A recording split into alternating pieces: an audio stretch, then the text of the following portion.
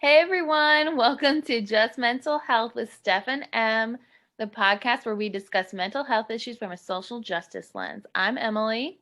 And I'm Stephanie. A quick disclaimer before we get started. We are mental health professionals, but this is not to be taken as professional advice. We are also aware that our privilege may cloud our perspective on some topics, and we not only welcome but encourage you to message us with criticism and correction. Let's get started. Our business of the week is Rachel B. Rachel B. Oh, I get it. Is her last name start with a B? Mm-hmm. Okay, Rachel B. Planning. Yeah. I get it. Sorry. So Eddie, so I'll tell you who she is first. So she is she has an Etsy shop called Rachel B Studios, and her Instagram is Rachel B _planning. And I didn't understand that till just now. But so she does looks like little stickers. I'm seeing all stickers. Is it just stickers? Stickers and like planners and organizers and stuff like that. I think she's going to be doing all that sort of stuff. Okay. She just started her Etsy, so it's really new. But she's an artist. She teaches art. She's a teacher, and she's a really good artist too. So she's a friend of Stephanie's, obviously. I'm just looking at her Etsy shop. But yeah, I mean, it looks really, she has really cute designs. She has really good reviews. Her, like I said, her Instagram is Rachel B _planning.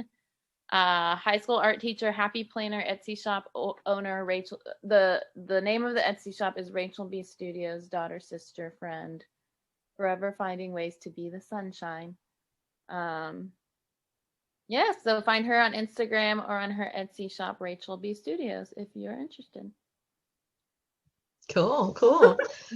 So we have a guest today, and I'm really excited about this one. I always say that about all of them, but I like when we have guests that talk about stuff that we don't know, or at least I don't know a whole lot about, because I feel like I get to learn from someone's firsthand perspective, and hopefully you guys listening get to learn as well. So today we have Morgan Rumpel-Whiting, and she's an advocate, activist, and survivor of sexual and intimate partner violence.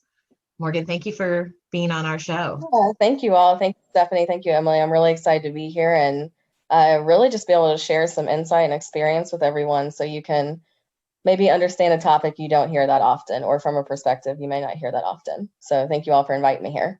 Yeah, thank you.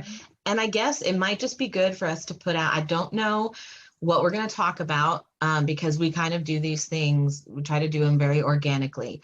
But since we are going to be talking about sexual and intimate partner violence, there's a trigger warning, a content warning for anyone. If that could be sensitive or upsetting to you, just be aware that we'll be talking about that. And this may or may not be the episode for you.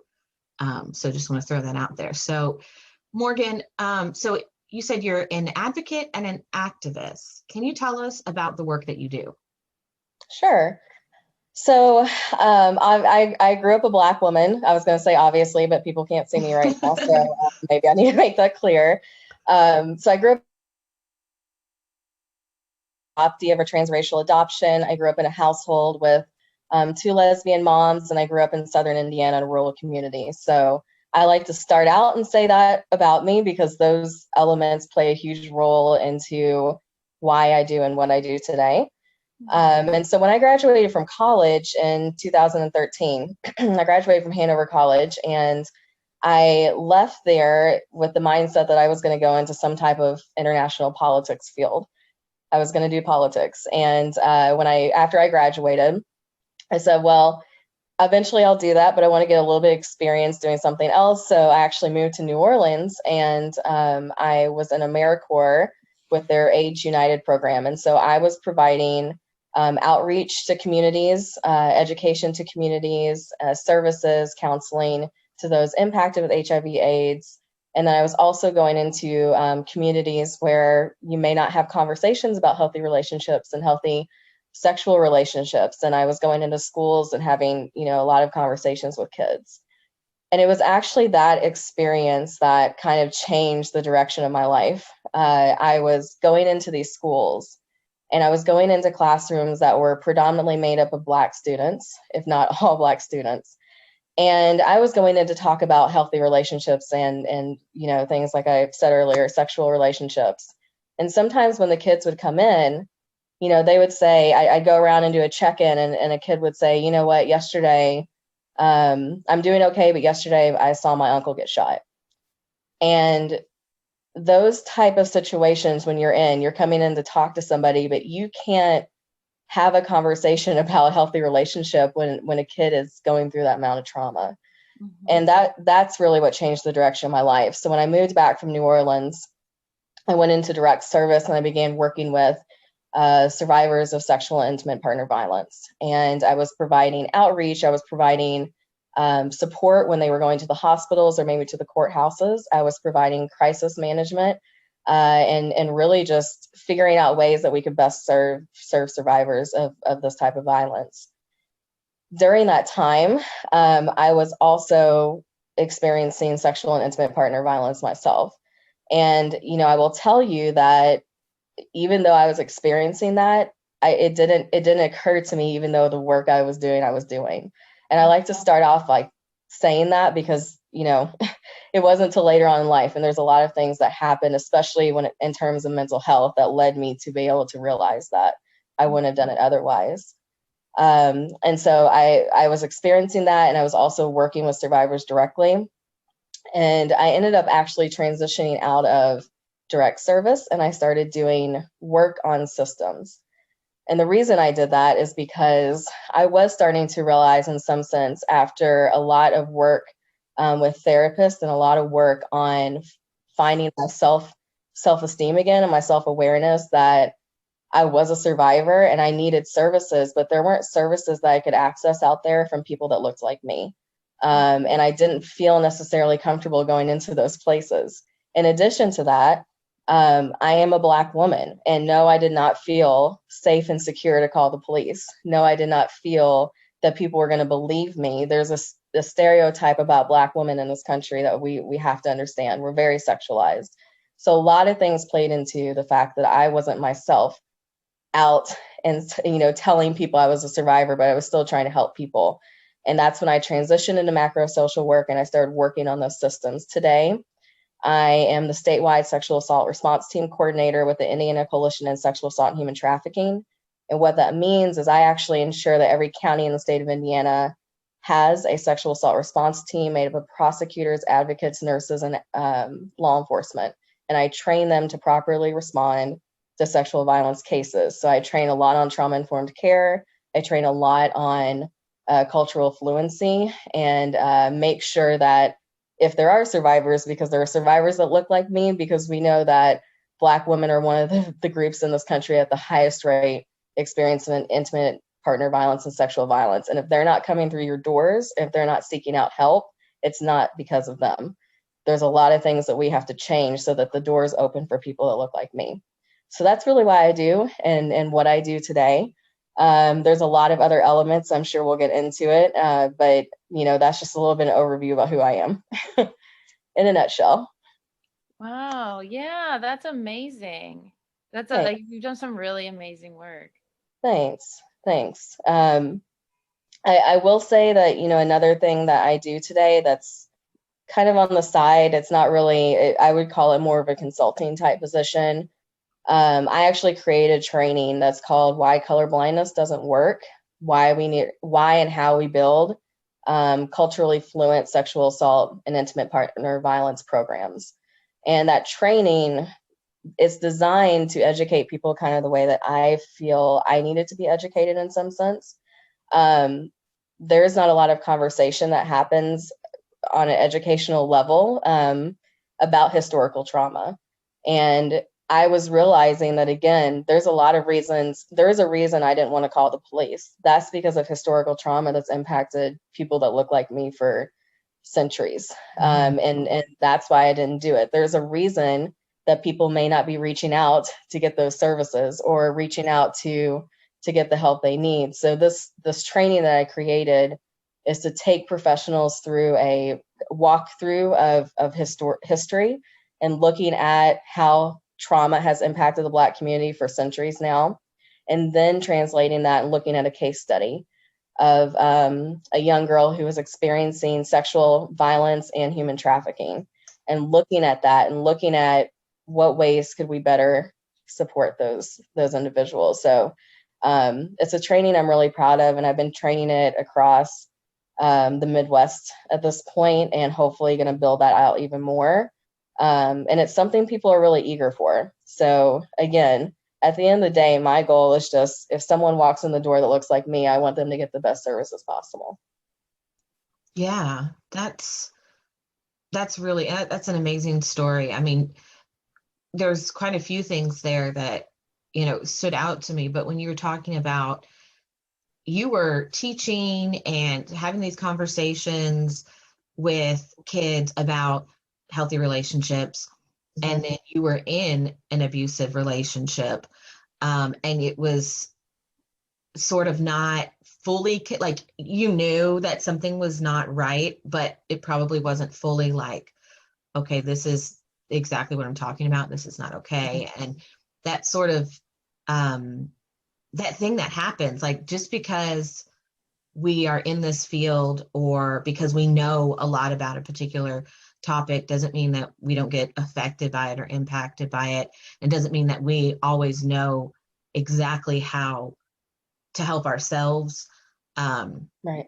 We are good at helping other people, but not always about helping ourselves. And then, of course, like you said, the systemic issues that were impacting why you weren't contacting the police or, seeking out these services. And I think that's really important to remember. That's one of those things that when people talk about, well, why didn't they leave? Why didn't they get help? Why is there not a police report? Right. As if that somehow does anything.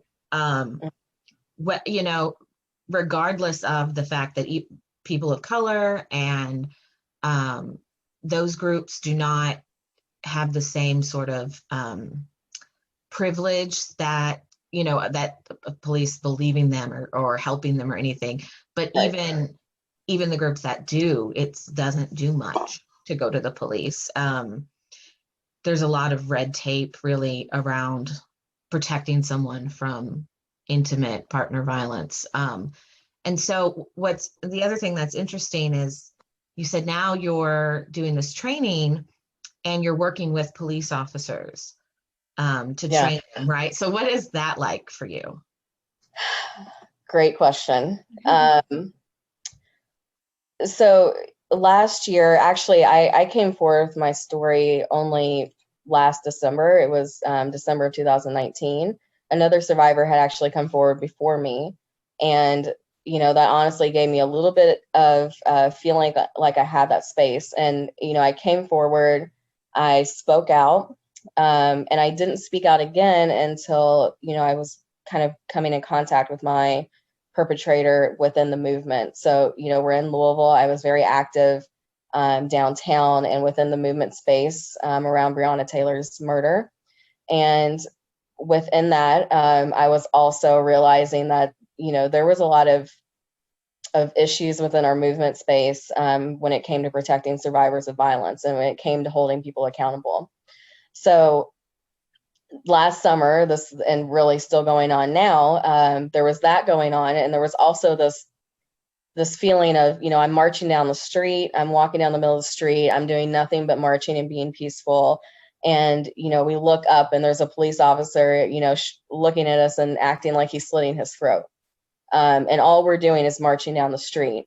Now, think that not only did that impact me in my professional world, but that had a great deal of impact on my mental health. Mm-hmm.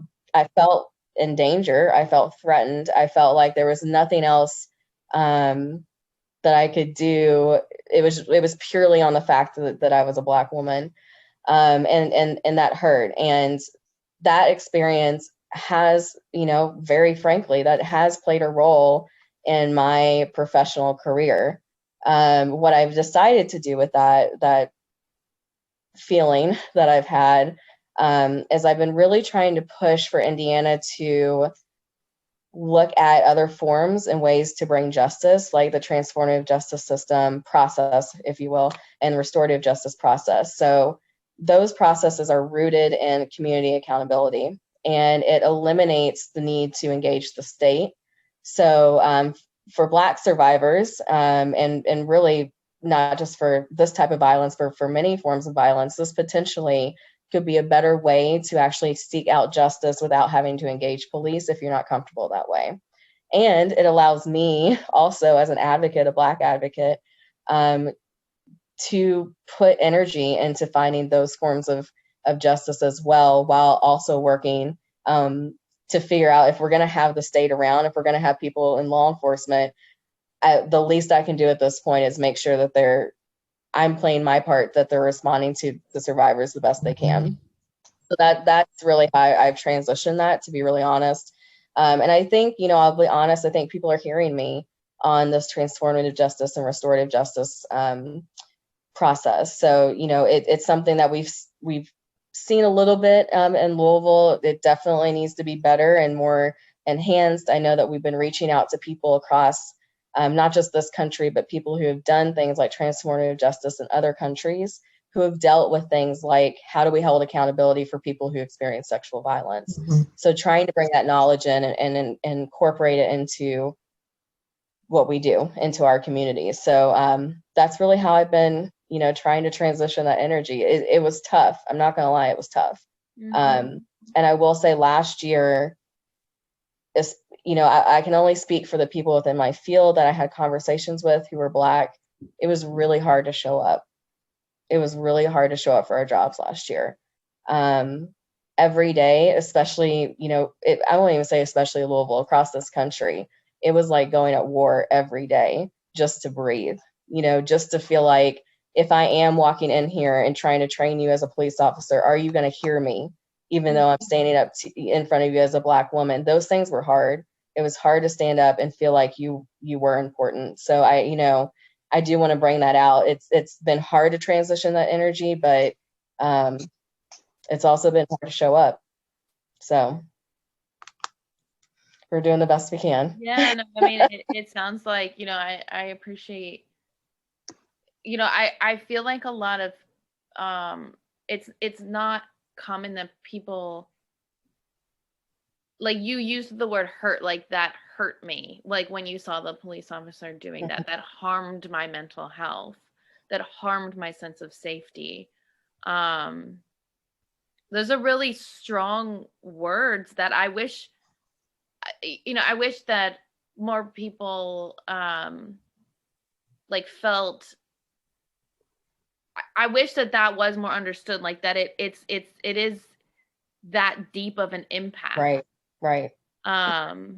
I think when you say safety, that's huge, Emily. Safety is when you don't feel safe. And I know that, like, Black communities haven't felt safe for a very long time, right? But when you feel that heightened sense of not being safe, I mean, all last year, I remember laying down to go to bed, crack my window open, the blinds up just a little bit so I could just see to make sure no one was trying to come up on my house. Just because we're marching. And those kind of things, like, just not feeling safe, that impacts your ability to sleep. It impacts your ability to, then if you don't get sleep, take care of yourself the next day. If you're always looking out the window, it's scary. And it also impacts your ability to trust people. Mm-hmm. And when you can't trust people, that also has a really big impact on your mental health. Yeah. Because you're constantly feeling like you have to be silenced in a way. So much mental energy, like, to where you can't even, like, unwind and relax and go to sleep in your own home. Right. Yeah. Right. And that's not even, sleeping in your own home is not even safe. I think one of the huge things, at least for me, that stood out about, Breonna Taylor, was like she was literally in her home, doing nothing, minding her own business, sleeping, and she was murdered. And I mean, that is I don't know, that seemed like a step up, like just you're not even safe sleeping. Yeah. And so that was really Huge. It's just really huge. And so that kind of level of having to look over your shoulder all the time, and for a lot of people that have traditionally good relationships with police officers, so like most white middle class people probably, who do you call when like you're in trouble or you don't feel safe? You call the police. And you trust that they're going to come and they're going to check things out and they're going to make sure everything's okay. And when you don't have that, when you're not going to call the police because you'd actually be more likely to be harmed with the police involved, what do you do? Right. Where do you go? Who do you go to? It was pretty lost. Yeah. And that sorry, go ahead. No, go ahead, Emily. Well, just like feeling safe, like not wanting to go to the police out of fear of your physical safety, but you don't feel emotionally safe either. Like you don't know that they're gonna believe you, or that they're gonna listen to you, that they're gonna victim blame or to like blame that. you, discredit you. And it's like you when you do the work I do and you train people and you try to train systems so that there's change, you even more so know that. You know what I mean? Like I unfortunately, I mean, as a Black woman, I know already, but I also know just from experience of what I've seen that when I call, like you said earlier, Stephanie, why don't they leave? That's something that's it's part of the things that I train people all the time. Because a lot of times, people they don't understand that sometimes it's just safer to not call the police, and then maybe that in danger of getting shot, just because we've seen that happen where victims will call the police and then they end up getting killed. So that's, they're just going to leave people out. They're not going to tell people because they've seen so many other people just say, I don't believe you. There's so many reasons, especially for Black victims, that we don't come forward. And so, all of that safety is compromised, the emotional safety and everything. I know something else that I was thinking about when you all were talking about that was when the decision came out about Breonna Taylor. Let me back up. Actually, before that kind of verdict came out, if you will, I was hearing a lot of times on people respond and say, but her boyfriend was a drug dealer, but she was tied up in drugs. Having to hear that that's okay for you to think that my life can be taken away, that hurts. The other thing that hurts is that when the verdict or when the decision came out about Breonna Taylor, the only thing that people really cared about, and by people I mean the systems, is that there were bullets that went through this white man's wall. Our life was less important than a white man's wall. This is a message that Black people have heard for forever. But to have to hear that again and again and again, and having to hear it again last year, again, how do the ways that we're able to show up? I mean, Black people are some of the most resilient people I've ever seen in my life, because we still get up every day and we still try to help people out and try to make this better, even though we were just told that a white man's wall was more important than our life. That's such a powerful statement. A white man's wall is more important than our life. Wow. Yeah, I mean, and it sounds like you've really channeled this into your work, really, really wanting to make a change. Which I absolutely admire you for that. And different people deal with this racial trauma in different ways. And it sounds like that has, it is exhausting and difficult for you, but I'm wondering if it's also healing for you in some way to know that you are making a difference. It is. I mean, I definitely find strength in that. I find strength in any moment a survivor will come up to me and say, hey, I want to tell you. I feel strength in any time a Black person says that they are happy about something. Just that gets me through the days. Those are the things that are important to me. Those are the important things that I think are needed to build the communities that we need. So it is hard, but I think even since I was young, and, I started out this whole thing telling you all a little bit about how I grew up. And the reason that all of that's important to me, being a Black girl in a white community with 2 lesbian moms in rural Indiana, I had to have some thick skin. I had to have some thick skin to get through that. And even today, I talk about pretty often that, last year through all of this kind of Black Lives Matter uprising, if you will, I got married last June, and I had an entire side of my white family not come.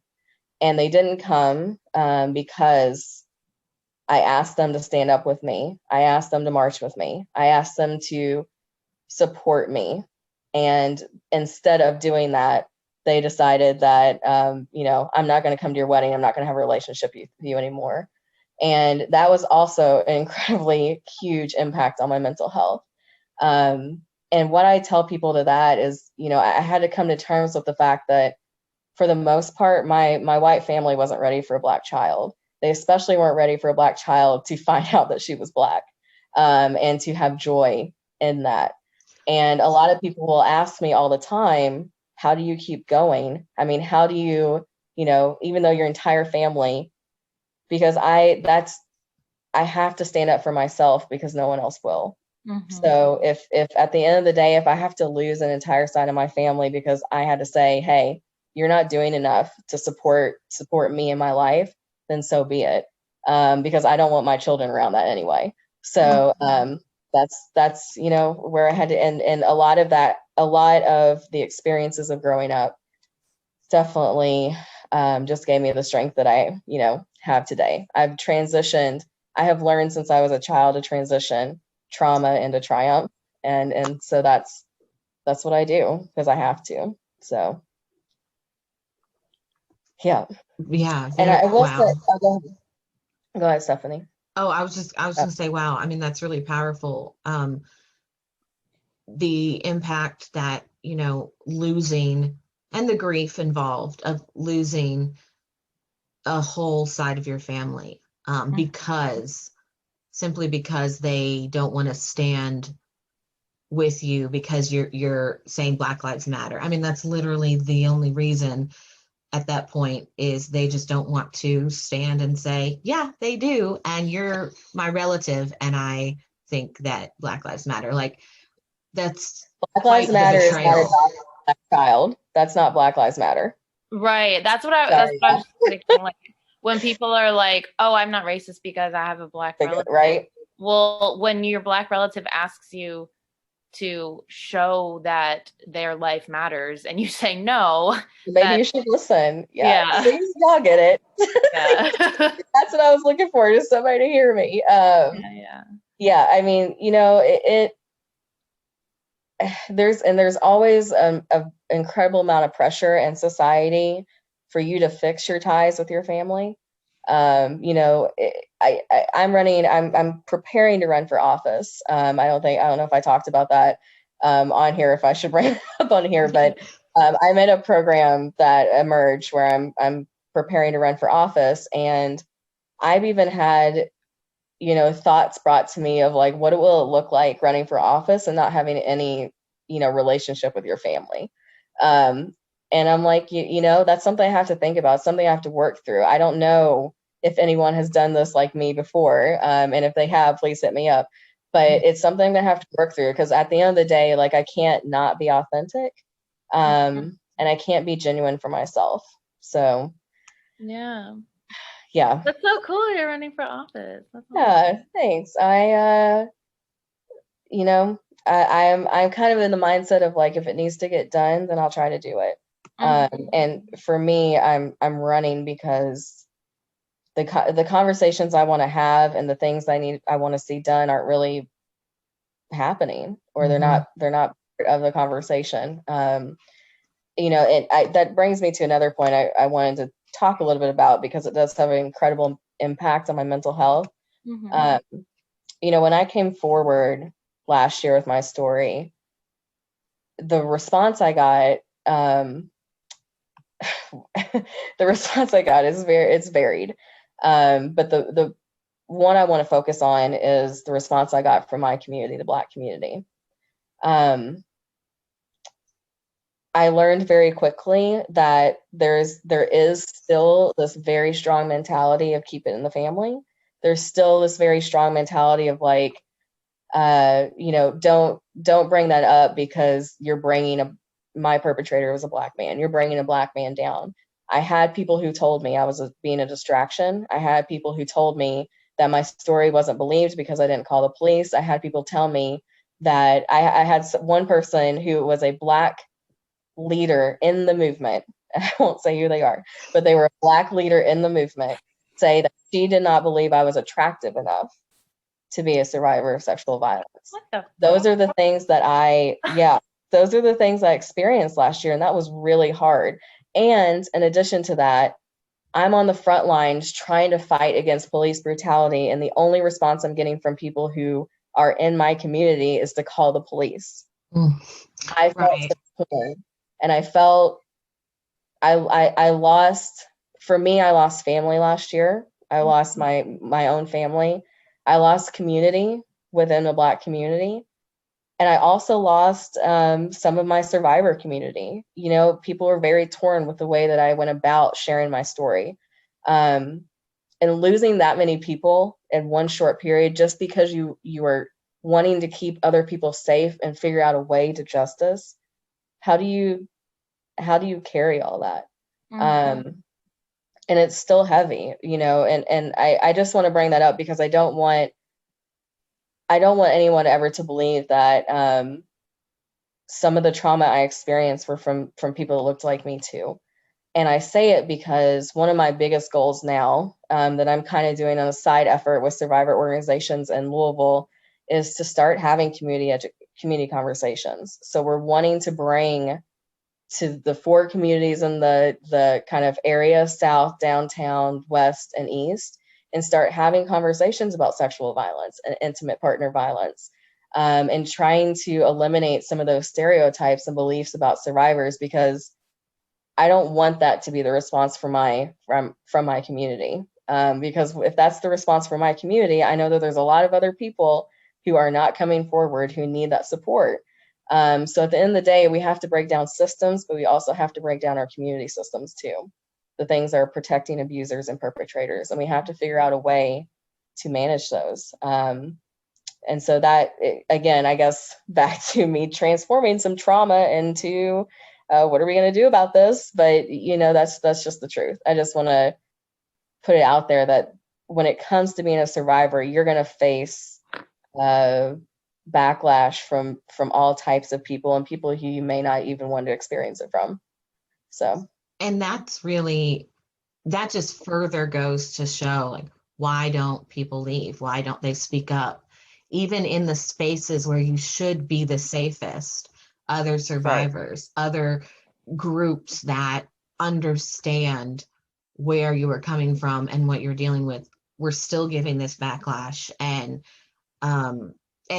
criticizing you for how and when, and, you know, sort of the timing, and as if, you know, oh, well, if it had been different timing, if it wasn't during the Black Lives Matter protests, then maybe the response would have been different, but we know that it wouldn't have. I mean, it's the whole responsibility is put back on the survivor to talk about it and to and be criticized with how they do it. And that's just so makes no sense. I mean, that's just the victim blaming is so deep. It is. even how you talk about it and when you choose to talk about it is criticized, as if, well, let's not focus on that, and let's focus on the fact that they are talking about this person who has done horrible things to them, who has hurt them and abused them and manipulated them and is a possible threat to other people. But no, the focus is what? Everyone wants to have an opinion on how someone, or if someone comes forward, but then they don't have opinions on the issue, on the trauma itself. Right. And anyone coming forward faces this, but then a Black woman coming forward, as you've described, has this whole other layer of judgment and questioning that they face. It's insane. And it just keeps it layers and layers and layers. And, I think one of the things that stood out to me so much last year was the tremendous amount of people who are literally fighting alongside me, marching up to police, all of the things that we did last summer, and then turning around and saying, I won't believe you unless there's a police report. That to me are people, personally, that those are not the people that should be in this movement. You're not in it for the right reason.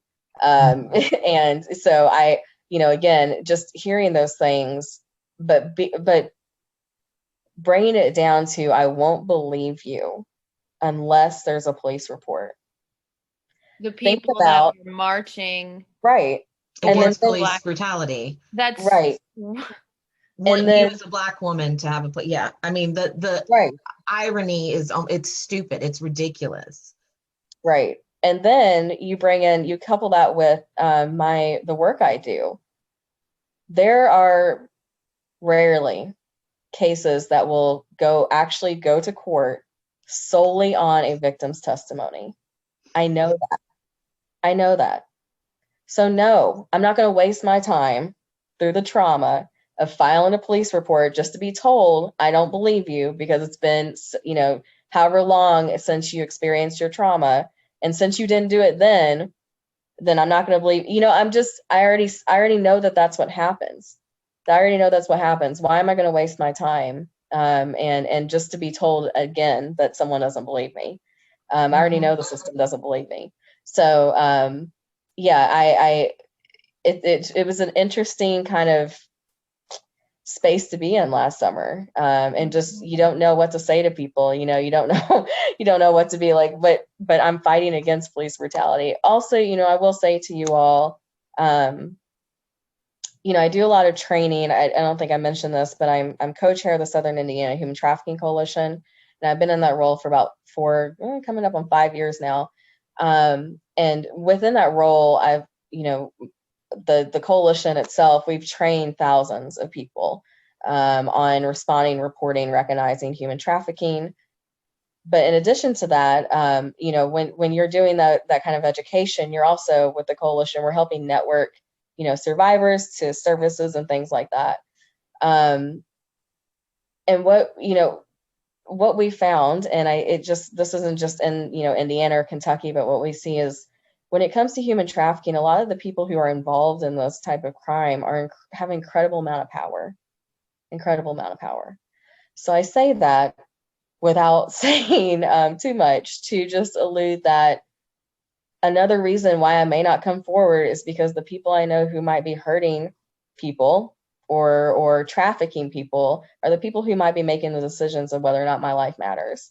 And that's just being really frank.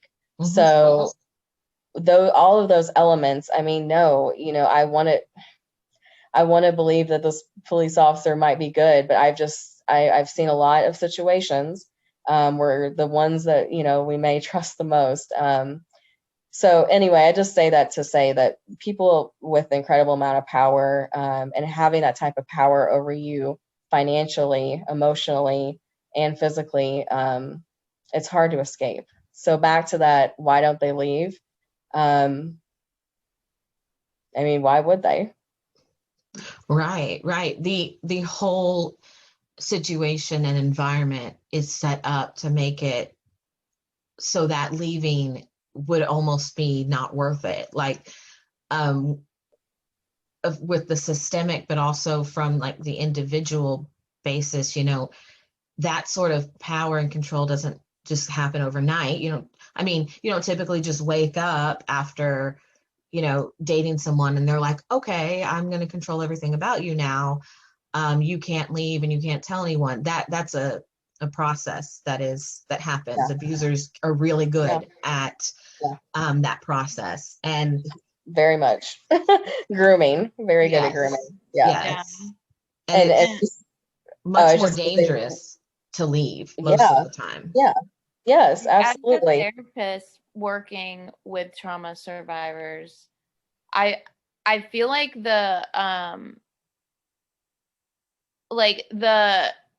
some of what they talk about the most isn't like what you would think is the like quote worst part. Like they talk about the buildup, the manipulation, and the aftermath. This is how my work responded. This is how my family responded. Like when I worked with teenagers, this is how my school responded. If they did report it, this is how the authorities responded. And we end up talking about those pieces maybe even more than the event itself, because those are just as, if not more, traumatizing. Yep. I mean, I know that I would have survivors tell me, I would have survivors tell me that they would much rather deal with the physical than the emotional and mental, because that's the kind of stuff that just carries on, and those are the things that can be some of the biggest barriers to you getting on your healing path. And so, I think that last summer, with the response that I was getting from people, no wonder that survivors were just coming to me and not telling anyone else. No wonder. They were seeing how survivors being dragged through the dirt, the names that I was being called, the things that, but he's such a nice guy. He's never done anything to me. He never gave me that vibe. You're hearing and you're seeing these things, and That's how they fool people. Yeah. They seem like this super nice person so that everyone will say stuff like that. Right. Yeah. And so, I mean, they're not. And one of the things I point out in my colorblindness training is, the case note that we use. This young girl, she saw her mom call the police and try to get them involved and help her out. And she says, my mom was treated more like the perpetrator than the victim. That had an incredible impact on whether or not she was going to report later. And again, that's one of the reasons I really trying to change, because not only from system-based, but community-based, if we don't do better at responding, we're never going to get people the help they need. And you should want that. You should want people to be healthy and happy in your community, because that's only going to benefit you. And so this is another reason why I'm kind of running for office. I'm really trying to build that type of conversation. I'm trying to address things that are not things that may typically be addressed in areas that, like where I live in predominantly Black, neighborhoods, because we don't talk about sexual violence. We don't talk about domestic violence. And so that's another reason why I'm running. And, I noticed in kind of the area that I live, we really don't have mental health services. We don't have after school services, but yet, a big focus is that we want to ensure that our communities are cleaned up. We want to make sure that, someone has a nice yard. And my argument or my push is that in order to get those results, you have to have healthy and happy people. That's just, mental health plays such a huge role in your ability, period. Just ability. Right. So I will say that, I've been receiving, therapy services, good ones, for the last year. And it was definitely a process finding that too. I went through some things I wouldn't wish upon any person to go through, looking for a good therapist. I went through a lot of microaggression, a lot of, are you sure that person was being racist to you kind of questions. A lot of, but I understand what you're going through, because I have a Black cousin or friends from my therapist. And those are things that, again, I'm trying to go in and teach that we cannot, because that shut me out. That did not make me want to continue to do therapy and do things like that. But I do have a privilege of being in the work that I'm in. And in that work, it's something that we preach and something that eventually I was able to inherit myself. So I am continuing to try being therapy. But I know that there are people in my community, if that would have happened to them, they're gone. We're never going to get them back in those doors again. And so, yeah, that's just another reason why I do those. So I just encourage people, especially people of color and Black women who are listening to this, look for support, look for people that are willing to support you, and don't give up. I know that sounds easier said than done, but it just, frankly, we don't have, our mental health services for us are still in the works. We're still trying to make those a space that's safe for us. And I don't want to say be a guinea pig, but I just don't want you to give up. Look for a good fit for you, and then center yourself, or find a circle of people that are going to support you in that. It can be so easy to get wrapped up in finding people in your support, in your core group, that aren't as dedicated to your healing. And so find people that are dedicated. That doesn't mean all your friends have to be what I've learned term is trauma friends, and which I love. I learned that in a survivor group I was a part of, and differing your trauma friends from your, people you know how to talk about your trauma with. So do that. Find people that are willing to support you. And there are survivor groups, especially on social media. The Sexual Assault Advocacy Network is full of survivors and advocates that you can connect with, or you're feel free to connect with me, and I can help point you in directions. It's something I'm really invested in, making sure that we are getting the things that we need. So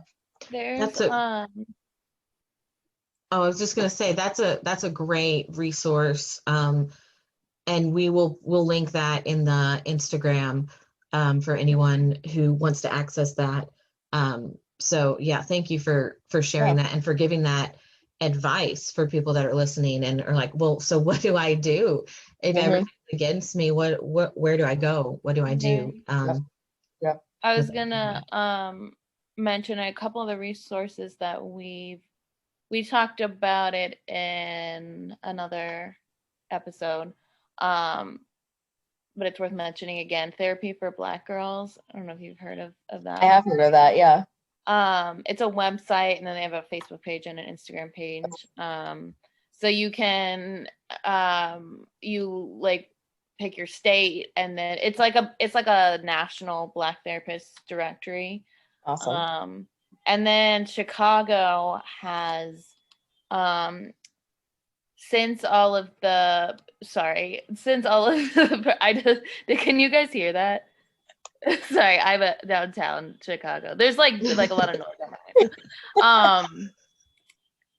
Since all of the protests, there's been a Chicago Black therapist directory has been created. If any people in Chicago are listening, or in Illinois, doing telehealth.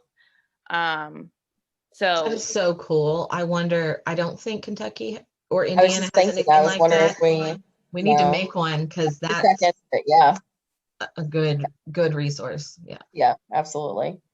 And I'll also say, for allies or those in the mental health field, especially if you are not a person of color, as I'm sure that you all probably talked about and touched on in this podcast before, privilege.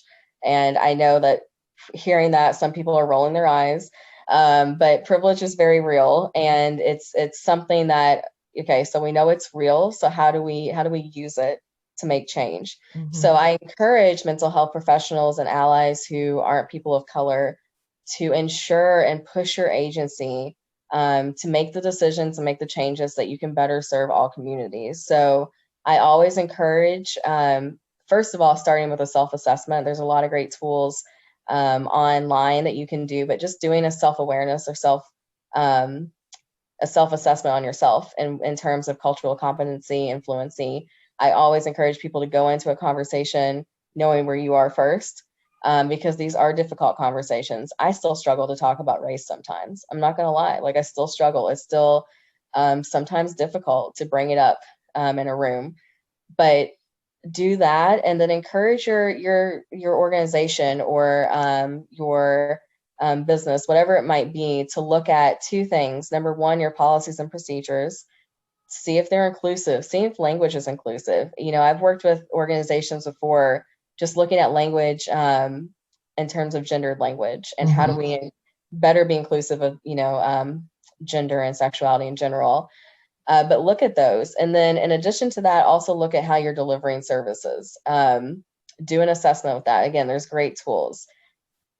Once you've done those things and once you've committed as an organization to making those changes, I always encourage, don't stop evaluating. Don't stop and just think because you made one change and wow, this is like, look at us. We are coming out. We are all trauma informed and culturally competent and all that stuff. That's great.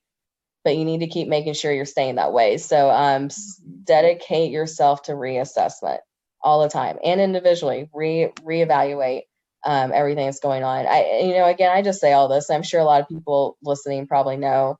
I just like to say it because, sometimes you never know. Sometimes you never know who needs to hear that extra push or motivation, or to hear from a Black survivor that we appreciate you doing that. It makes a difference and it matters. So, again, if anyone is curious or wants to talk more about that, has questions, or even if you want me to help out with a conversation with your organization or your business or company, reach out to me. I'm happy to do that. Again, I do it because I'm a survivor, and I want other survivors to get access to justice and healing. So feel free to reach out to me on Facebook or any way possible, and I'm happy to help with that. Really appreciate that. Yeah. Yeah. Another thing I want to mention, if you are a Black person and you're wanting a Black therapist, or any mental health services, trauma care services, it is completely acceptable to say, I'm looking for a Black therapist. A lot of people don't know that because, of like, we're supposed to like not see race, whatever. So they think that they have to be like, like if we're on like the intake form of the practice that I work for, we ask, do you have any preferences, gender, race, sexual orientation? And, but if you don't, if like people, since we've added that to the intake form, people say it more. But before that, when it was just like a general question, like, do you have any preferences? People don't feel like they feel like it's like rude, like it's going to hurt a white therapist's feelings. And it's like, no, it's not. Like say what you need. Like if you are looking for a therapist, a mental health professional of any demographic, say it. It's totally cool. And we want people to get the best care possible. And so we encourage you to. Right. Whether it's with us or anyone else, that's not the important thing. Yeah, that's cool. That's something that I think a lot of places should also consider, putting that option in their intake. I know we don't have it in ours. Of course, I work in South Central Kentucky, and there's like no Black there. Well, actually, I think there might be one in the whole county, like the whole, county and surrounding counties. And so it's like, that's not even an option. Like, there's not even an option. If you wanted one, they wouldn't be available. So that does put another layer to it. And it's very common. I get that response a lot. And usually what I'll try to do is I will encourage organizations or whatever, agencies to reach out and see if you can contract with other therapists. And I say that because sometimes in this work, I won't say necessarily in your all's maybe specific fields or your organizations, but sometimes this work can be territorial in some sense, or people don't want to share. If someone comes in and wants services from you, I'm not going to, even though we don't have, any, I'll tell you, we don't have any Black staff. Is that okay? Is there something, could we still work with you? If not, the best thing you can do is point that person into a direction or resource that they want. And so I just encourage people to try to, walk out of the comfort zone, and it's still going to be difficult. You still may not be able to find anybody. But the good news is that you tried, and, on the flip side of that, we really have to start trying to recruit more people, black people, into this line of work. And unfortunately, a lot of reasons that people don't go into work who are in this type of work that are black is sometimes they don't feel safe or supported in their organization. So they're really, that's why, again, I always encourage policy, procedure, and working to make sure your organization's inclusive first, before you start including survivors from other backgrounds. Right. Yeah. Working from the top down. Like if you don't have a safe space for Black employees, then you're not gonna be able to serve Black. So you're in Chicago, that's wow. Yeah. You must have access. You have access to probably a lot of Black mental health professionals. It's been such a change, honestly. I mean, I didn't ever work in Louisville. I only worked in Jeffersonville, Indiana, which is quite different from Louisville, despite the fact that it's right across the river. But yeah, I mean, I've noticed a huge change. Just Chicago is just more diverse, more progressive in that way. There's still obviously work to be done. No one's ever, like you said, no one's ever done like, oh, we checked off the diversity and cultural competence box. Like there's always more to do. Right. But yeah, it has, I mean, moving here has made me see just kind of how much work still needs to be done here, and even more how much work needs to be done in less progressive areas. Right. So yeah. Hope not to end on that, so we have more work to do. always more work to do. But thank you so much for coming on again, sharing your story, sharing, very personal things, sharing your trauma to educate other people, and the emotional labor that you put into this, because obviously you're not doing this for work. You're doing this because you want to share your story, and because we all went to graduate school together. I'm sure you're want to help some friends out, but that's very nice of you. And all the resources that you that you talked about are going to be very, very helpful. And I hope that someone who is listening to this can hear their story and yours and realize that you're not on the other side. Yeah. And there's triumph on the other side too. Yeah. Thank you so much. I feel like I learned a lot just from this conversation, and I really appreciate you being so open and all the work you're doing. It's amazing. Thank you all for highlighting these voices. It's important. Yeah. Happy to. All right. Well, that's our show. If you enjoyed this episode, please share with friends and family.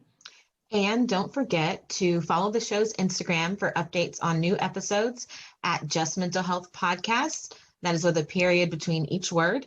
We record a new episode every week. This is Steph and Em and Morgan signing off. Thanks for listening.